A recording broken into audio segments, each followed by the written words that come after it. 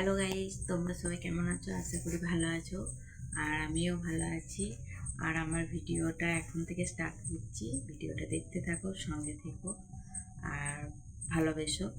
তো যাই হোক, আমি এখন স্টার্ট করলো। তোমার দাদাভাই একটু বাইরে গিয়েছিল, তো সেখানকারই ভিডিওর কিছু ক্লিপ এনে দিয়েছে ও। তো সেই জন্য ভাবলাম চলো আমি ইন্ট্রোটা দিয়ে দিই। আর তাই রাত্রেবেলায় আমি ইন্ট্রো দিচ্ছি। আর তারপরেই আর কি ওই ভিডিওটা সেভ করে ছাড়া হবে। তো চলো ভিডিওটা এই যে তোমাদের দাদা ভাই একটু মঠের আশ্রম গিয়েছিল। আমাদের গ্রামে যে আশ্রম আছে সেই আশ্রমে গিয়েছিল। ও সোমবার সোমবার এই আশ্রমে যায় আর কি। সোমবারে তোমার দাদা ভাই ডিউটি ছুটি থাকে, তো সেখানে এই আশ্রমে ও সোমবার সোমবার বিকেল দিকে যায়, সন্ধে পর্যন্ত থাকে, তারপর চলে আসে। এই যে আশ্রম দেখতে পাচ্ছ আমাদের গ্রামের বাইরে আর কি এই আশ্রমটা। তো এই মাঠের মধ্যে আর কি এটা অনেক বড় জায়গা নিয়ে এই আশ্রমটা রয়েছে। তো এই আশ্রমে অনেক সাধু আরে থাকে। একবার বছরে ওকেশন হয়, তোমাদেরকে দেখিয়েছি। আর দেখো আম গাছে কত বড় বড় আম ধরেছে। তো কত সুন্দর আমগুলো দেখতে লাগছে গাছের মধ্যে আর কি। তো কত বড় বড় আম দেখো। তো আশ্রমের অনেক জিনিসই বিক্রি করে। আবার যে সাধু বাবারা আরে থাকে তারা খাওয়া দাওয়া করে। দেখো পুকুর রয়েছে এখানে, কিন্তু কোনো ভুক্ত মানুষ যদি আসে সে ফিরে যায় না, তাকে অবশ্যই খেতে দেওয়া হয়। তো অনেকজন আসে বাইরে থেকে। আর এই রাস্তাটা পাকা করা হলো, আগে পাকা রাস্তা ছিল না। তো মানে দেখো কত সুন্দর লাগছে জায়গার ভিউটা। তো সত্যি জায়গা ভিউটা খুব সুন্দর। তো জায়গাটা আমাদের যাওয়া হয় না খুব একটা, আমরা মেয়ে ছেলে বুঝতেই পারছো, গ্রামের বাইরে যে হতো এটা আমরা এই জন্য যেতে পারি না। তো তোমার দাদাভাই সাইকেল নিয়ে গেছে, একটু দূরে বটে, তো সাইকেল নিয়ে গেছে। তো দেখো আশ্রমের এটা সামনের গেট আর কি। এদিকে ঢুকে অনেক আছে আমাদের গ্রামে যারা বাড়িতে খাওয়া দাওয়া করতে পারে না, তারা এই আশ্রমে যেয়ে খেয়ে আসে আর কি। মানে এরকম ধরনের, মানে আশ্রম মানে একটা মানে শান্তির জায়গা আর কি। যে বলছো মানে এই আশ্রমটাতে গেলে আর কি তোমার আসতে মন যাবে না। আর খুব সুন্দর, মানে শান্ত প্রকৃতির একটা জায়গা। এটা হলো সামনের ফ্রন্ট, আর এইটা হলো আশ্রমের ভেতর, আর এইটা হলো আশ্রমের বাইরে আর কি, মানে পেছন দিকে। তো পেছন দিকে এরকম দেখো একটা তুলসী মঞ্চ আছে, ওই যে রান্নার জায়গা আছে।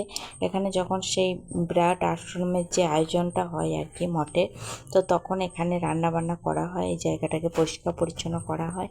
তো এখন বুঝতেই পারছো এই জায়গাটা অতটা পরিষ্কার নেই। তো এত বড় জায়গা ঝাড় দেওয়া খুবই মুশকিল, হয়তো সপ্তাহে একদিন দেওয়া হয়, তো বাকি টাইম এরকমই থাকে।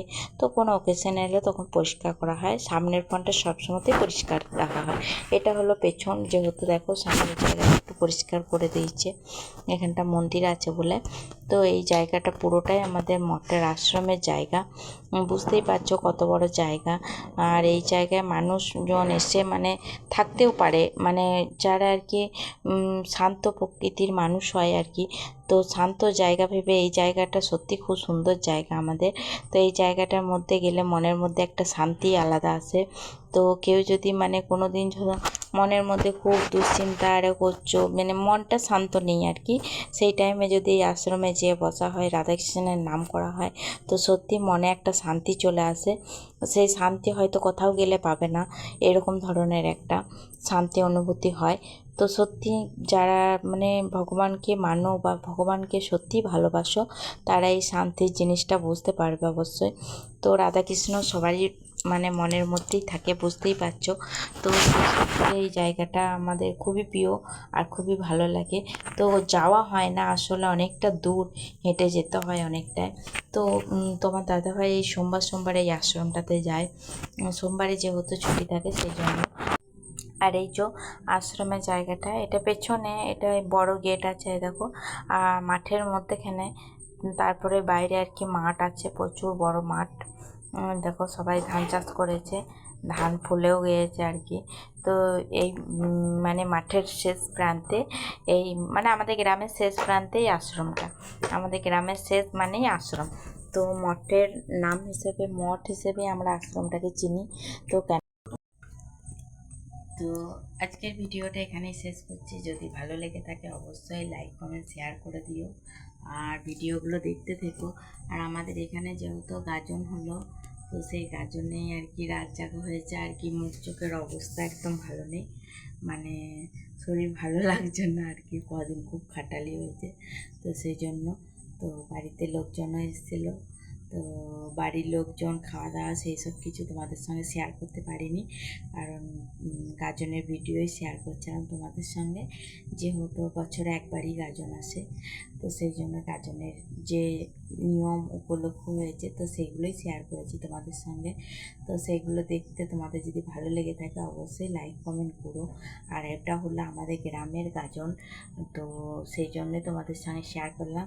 তো এটা হলো আমার শ্বশুরবাড়ির গ্রামের গাজন হয়েছে, এবারে আছে আমার বাপের বাড়ির গাজন। তো এখানে হয় শিবের গাজন, শিবের মানে মহাদেবের উপলক্ষে গাজন হয়। আর আমাদের ওখানে হয় ভরতপুরে আর কি, ওখানে হয় ধর্মরাজের গাজন। তো ধর্মরাজের গাজন ওই জন্য আমাদের হয় বৈশাখ মাসের শেষ দিকে, এটা হয় চৈত মাসের শেষ দিকে, ওটা হয় বৈশাখ মাসের শেষ দিকে। তো তারপরেই আবার মনে হয় আমাদের এখানে 24 পরব আছে জ্যৈষ্ঠী মাসে। তো এখন পরব লেগেই আছে। তো চলো ভিডিওগুলো দেখতে থাকো আর সঙ্গে থেকো। তো চলো তোমাদের সঙ্গে আবার পরে দেখা হচ্ছে।